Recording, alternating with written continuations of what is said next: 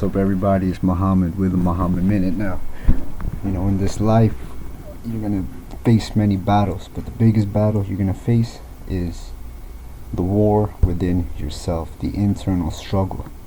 This means that all of your ideals, all of your projections, all of your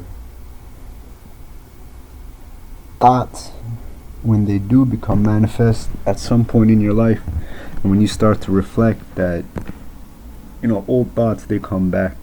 And once you start to reflect, you start doing some self-reflection, you realize all of the wrongs you've done in your life, all of the things that you could have done in a better way but you didn't, all of the times you spoke out of line, all of the times that you maybe hurt somebody, all of these things are going to come back to eat you. So this battle within yourself is the most important battle to fight.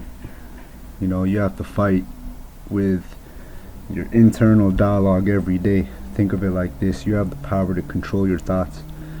You can either think about the positives or you can dwell on the negatives.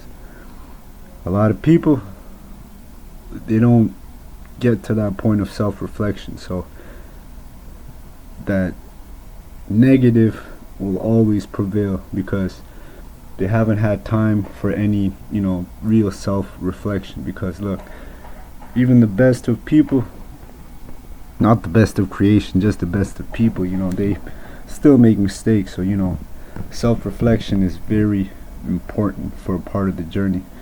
Once you do self-reflect, you get control over your emotions. See, you start to realize different things about yourself that you might not have realized beforehand. For an example, you might realize that you are too timid in your emotions when it comes to dealing with certain things, but when it comes to dealing with other things, you have no control over your emotions. So this battle over yourself is a battle to control these emotions, to realize that there is always a better way to do something. There's always a better way to live. You should always strive for what's next, and the only way to strive is through the self-reflection. Now, in Islam, we have a term called jihad, right? So this is the battle. This is the ultimate battle. Now, before you can become a warrior, right? A warrior, not a worrier. A warrior, you have to sharpen your tools. Because what is a warrior with a dull blade? He's gonna be a victim, not a warrior. He'll end up being a victim. So in order not to be a victim, you got to sharpen up your blade. That means you have to sharpen up your mind.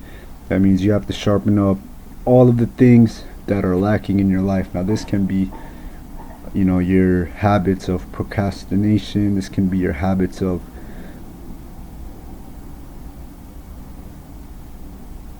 self-pity. This can be your habits of self-doubt. So all of these things, when you put them into words and you take yourself apart from how you are, you look at yourself through the third person, you can come to realize all of your shortcomings and how to overcome them. Beautiful thing about self-reflection is that the battle can be won. The war can be won, but wars are only won through small battles.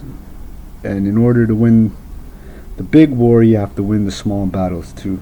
One of the most important battles in a war is the first battle.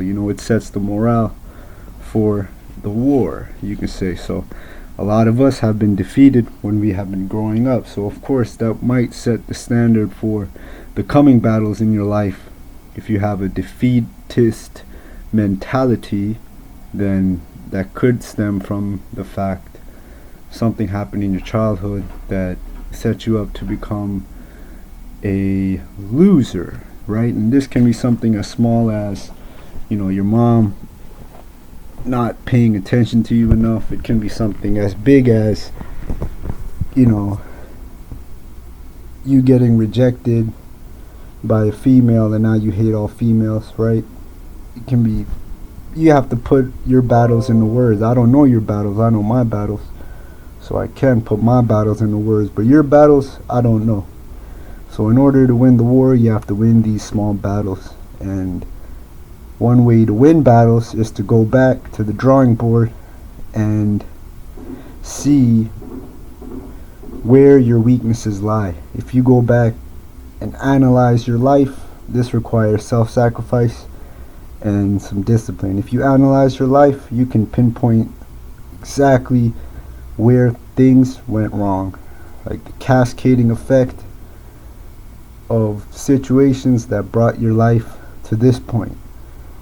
Now, you have to realize that just like those events that behaved as algorithms that, gave you this outcome, the start of a new outcome begins with one action. Just like how your perceived negative outcome began with a negative choice that you made.